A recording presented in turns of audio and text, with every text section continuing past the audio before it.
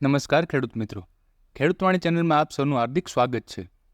ખેડૂત મિત્રો, હવામાન વિભાગ દ્વારા આગામી 5 થી 7 દિવસ માટે વરસાદની આગાહી કરવામાં આવી છે અને એ આગાહી મુજબ આપણે જોઈએ તો હાલ ગુજરાત પર ઓફશોર ટ્રફ એક્ટિવ છે અને નોર્થ ઇસ્ટ અરેબિયન સીમાં એડજોઇન્ટ સૌરાષ્ટ્ર રિજનમાં એક સાયક્લોનિક સર્ક્યુલર બનેલું છે, જેના કારણે ગુજરાતમાં 5 દિવસ વરસાદની આગાહી કરવામાં આવી છે.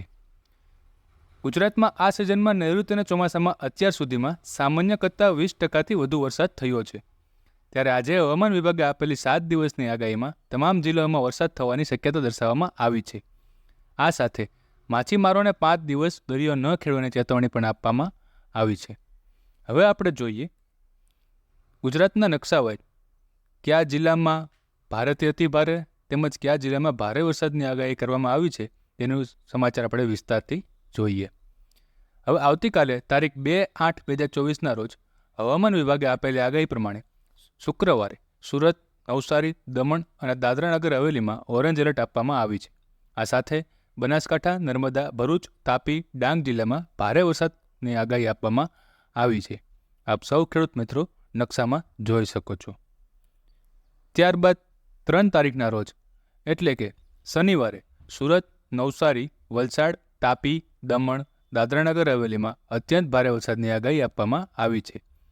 એની સાથે છોટાઉદેપુર, નર્મદા, તાપી, ડાંગ અને ભાવનગરમાં હેવી વરસાદની આગાહી આપી છે.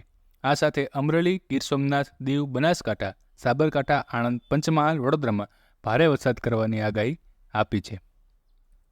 ત્યારબાદ તારીખ 4/8/2024 એટલે કે રવિવાર માટે હવામાન વિભાગે નવસારી, વલસાડ, ભરૂચ, સુરત, દમણ, દાદરાનગર હવેલીમાં અતિ ભારે વરસાદની આગાહી આપી છે. જ્યારે તાપી, ડાંગ, અમરેલી, ભાવનગર, ગીર સોમનાથ, બોટાદ, દીવ અને કચ્છમાં ભારે વરસાદની આગાહી આપવામાં આવી છે.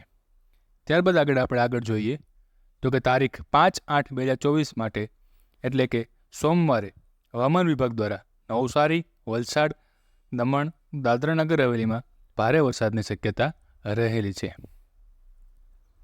આ સાથે તેમણે જણાવ્યું છે કે આગામી 3 દિવસ માટે ગુજરાતમાં ગાજવીજ સાથે વરસાદની આગાહી છે. આ સાથે માછીમારોને પણ આગામી 5 દિવસ માટે દરિયો ન ખેડવા માટે ચેતવણી આપવામાં આવી છે.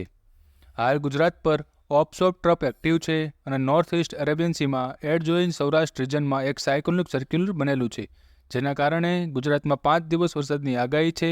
આ સાથે તેમણે જણાવ્યું કે ગુજરાતમાં 20%ની આસપાસ સામાન્ય કરતાં વધારે વરસાદ નોંધાયો છે.